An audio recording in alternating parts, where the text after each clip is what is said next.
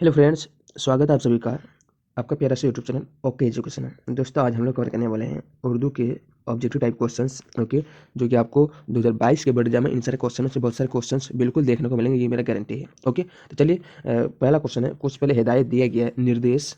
Okay, कह रहा सवाल 1 से 100 तक के हर सवालों में 4 ऑप्शन दिए गए। ओके, 1 से 100 तक के क्वेश्चन है जिनमें से आपको 4 ऑप्शन दिए जाएंगे। ठीक है, जिनमें से एक सही होगा। किसी 50 सवालों का ही जवाब देना है आपको। आप जब जाएंगे एग्जाम देने तो एग्जाम हॉल में जो बैठेंगे तो 1 से 100 तक के क्वेश्चन रहेंगे। प्रश्न में आपका जो प्रश्न पत्र रहेगा उनमें से आपको 50 का ही जवाब देना है और OMR सीट पर आपको वो सारे ऑप्शन सीट पर भरना है और हर सवाल का 1 नंबर है। ओके, और 50 का ही देना है, 50 नंबर, और 50 आपका सब्जेक्टिव रहेगा, 50 ऑब्जेक्टिव, 100 मार्क्स हो गया। ओके, चलिए तो पहला क्वेश्चन है, अफसाना भोले बसरे गीत का मरकजी किरदार का नाम बताइए।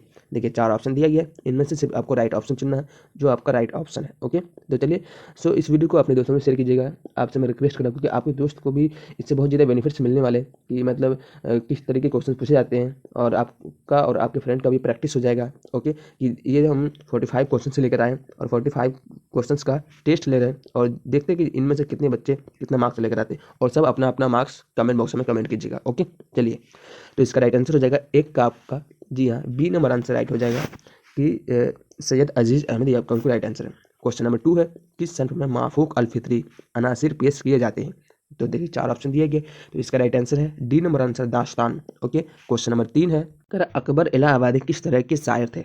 तो किस तरह के शायर थे अकबर इलाहाबादी, तो इसका सही जवाब है आपका 3 का ए नंबर आंसर ज़रीफ़ाना शायर थे। अगला है, या खुदा में खुदा क्या है।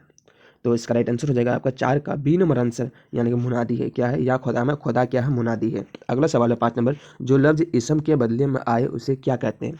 तो जो भी लफ्ज़ इसम के बदले में आएगा उसे क्या कहेंगे। तो 5 का राइट आंसर है ए नंबर आंसर, यानी कि उसे जमीर कहेंगे। ओके, अगला है, खलीलुर रहमान आजमी की पैदाइश कहाँ हुई। तो इसका सही जवाब है आपका 6 का बी नंबर आंसर, आजमगढ़ में हुआ था। सो क्वेश्चन नंबर अगला है, कह रहा है कि खलीलुर रहमान आजमी की पैदाइश कब हुई।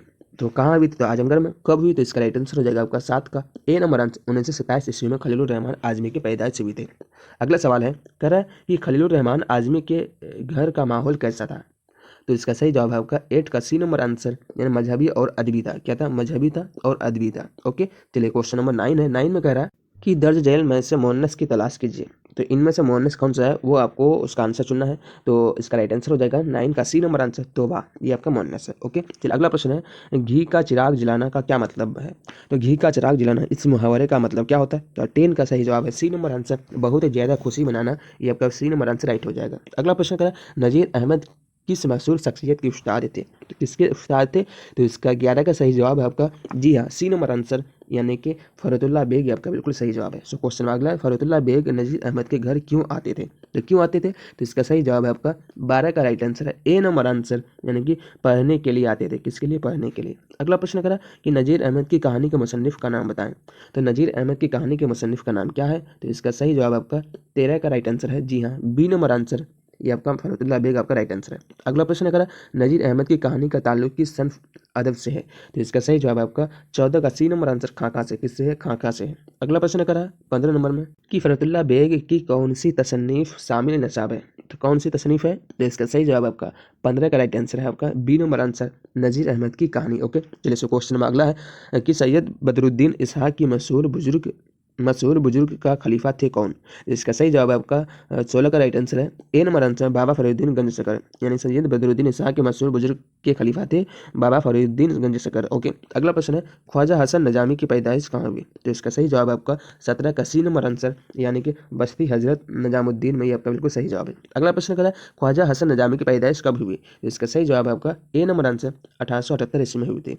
ओके, चलिए अब तक आप लोगों के कितने सही आंसर्स हुए हैं, सही सवाल के जवाब दिए हैं आप लोग, कमेंट बॉक्स में कमेंट कीजिए। और लास्ट में आप लोग जरूर बताइए कि सर मेरा 45 में इतना मार्क्स आया है। ओके, ताकि आपका तैयारी भी आपको मालूम चल जाएगा कि मेरा जो तैयारी है कैसा है, बढ़िया है या फिर मीडियम है या फिर बहुत कम है, तो आपको मालूम चल जाएगा। ओके, चलिए अगला प्रश्न है, ख्वाजा हसन नजामी का यह नाम किस बड़े शायर ने लिखना शुरू किया। ओके, तो कौन किया था, 19 का सही जवाब है बी नंबर आंसर, इकबाल ने किया था। अगला प्रश्न, नाश्ता किसकी इस्तिलाह है? तो इसका सही जवाब है 20 का सी नंबर आंसर है भूख तोड़ने की इस्तिलाह है ये। सो क्वेश्चन नंबर 21 है, कह रहा है सैयद सुलेमान नदवी का पहला मजमून किस अखबार में शाया हुआ था? तो कौन से अखबार में हुआ था? तो इसका सही जवाब है सी नंबर आंसर यानी कि अलपंच में हुआ था। किस में हुआ था? अलपंच में। अगला प्रश्न है कि सैयद सुलेमान नदवी के शागिर्द थे? तो इसका सही जवाब है आपका जी हाँ शिबली नुमानी के शागिर्द थे। ओके, सो अगला प्रश्न है सैयद सुलेमान नदवी की पैदाइश कब हुई थी? तो इसका सही जवाब है आपका 23 का right answer C number answer यानी कि 1884 ईस्वी में सैयद सुलेमान नदवी की पैदाइश हुई थी। सो क्वेश्चन में अगला है 24, कह रहा है कि इंसाइया क्या है, इसका मुसन्निफ कौन है? तो इसका सही जवाब आपका 24 का सी नंबर आंसर यानी कि वजीर आगा, ये आपका बिल्कुल सही जवाब है। अगला है शहजादे के वफादार खादिम का क्या नाम था? तो इसका सही जवाब है आपका मुबारक, ये आपका बी नंबर आंसर राइट हो जाएगा। सो क्वेश्चन में अगला आपके निसाब में किस दरवेश का कहानी शामिल है? तो 26 का सही जवाब है आपका जी हाँ चौथे दरवेश का कहानी शामिल है। अगला प्रश्न है 27 नंबर, तेरा भीख मांगने वाला फकीर किस मुल्क का था? तो कौन से मुल्क का था? बहुत ही ईजी क्वेश्चन है। ओके, तो ये था आपका 27 का राइट आंसर है, यानी कि ये कहाँ का था? चीन का। चीन का तो नहीं था, ये तो यहाँ मेरे ख्याल से गलत दिया है। ये चीन का था क्या? ये तो हिंदुस्तान का ही था, भीख मांगने वाला फकीर हिंदुस्तान का था। ओके, चलिए आपका अगर इसको राइट आंसर पता है तो आप लोग कमेंट बॉक्स में कमेंट कीजिएगा, बट मुझे तो इसका यही आंसर लग रहा है कि ये हिंदुस्तान का ही था। ओके, चीन का नहीं था।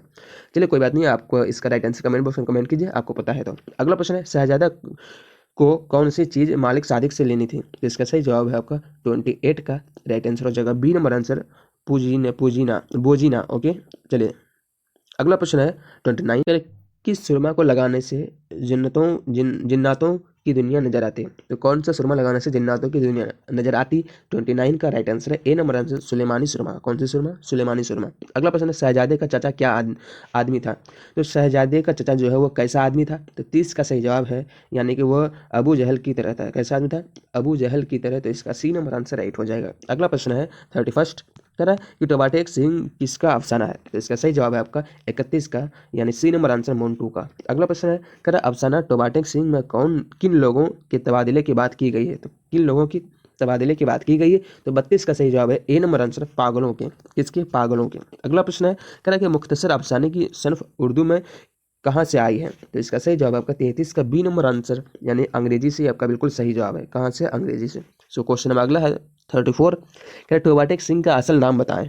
तो इसका सही जवाब है आपका 34 का डी नंबर आंसर यानी कि बसंत सिंह, ये आपका बिल्कुल सही जवाब है बसंत सिंह।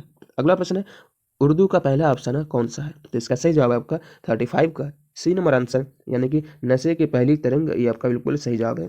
अगला है ईवान गजल का ताल्लुक किस सनफ से है? तो इसका सही जवाब है आपका 36 का ए नंबर आंसर नावेल से। सो क्वेश्चन में अगला है नावेल ईवान गजल के मुसन्निफ कौन है? तो इसका सही जवाब है आपका B number answer Jilani Bano.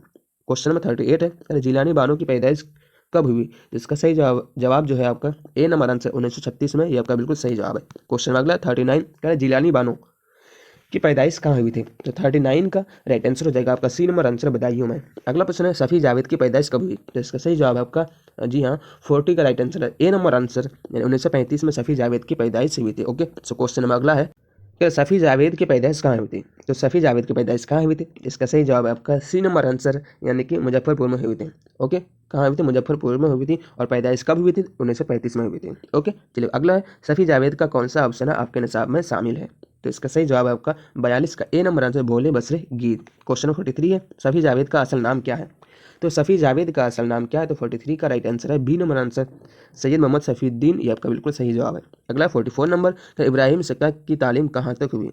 तो इब्राहिम सक्का की तालीम कहाँ तक हुई थी? तो इसका जो सही जवाब है ये हो जाएगा आपका जी हाँ 44 का राइट आंसर है आपका डी नंबर आंसर यानी कि चौथे दर्जे तक हुई थी। क्वेश्चन अगला सलाम बिन रजा की पैदाइश कब हुई थी? तो इसका सही जवाब आपका 45 का राइट आंसर हो जाएगा जी हाँ बी नंबर आंसर, ये आपका बिल्कुल सही जवाब है। 1941 में सलाम बिन रजा की पैदाइश हुई थी। अगला 46, कह रहा है कि इनमें से सलाम बिन रजा का ताल्लुक किस सूबा से था? तो इसका सही जवाब है आपका सी नंबर आंसर यानी कि महाराष्ट्र से, महाराष्ट्र, ये आपका बिल्कुल सही जवाब है। अगला है कि रिसाला तहजीब अल अखलाक, रिसाला तहजीबुल अखलाक किसने जारी किया? तो किसने जारी किया? 47 का सही जवाब है आपका सी नंबर आंसर यानी कि सर सैयद अहमद खान ने जारी किया था रिसाला तहजीबुल अखलाक। ओके, तो इस तरह से हमने 47 क्वेश्चंस कवर किए हैं। तो देखते हैं 47 में आप लोग कितना मार्क्स लेकर आए। फटाफट से कमेंट बॉक्स में कमेंट कीजिए। और जी हाँ, आप लोग फटाफट मतलब अच्छे से तैयारी करते रहिए। और वो एग्ज़ाम बहुत ज़्यादा ही नज़दीक है, यानी कुछ टाइम बचा नहीं है अब, तो आप लोग मेहनत करते रहिए। मिलते हैं नेक्स्ट वीडियो में, तब तक के लिए बाय। और जी हाँ, इस वीडियो को अपने दोस्तों में अधिक से अधिक शेयर कीजिए।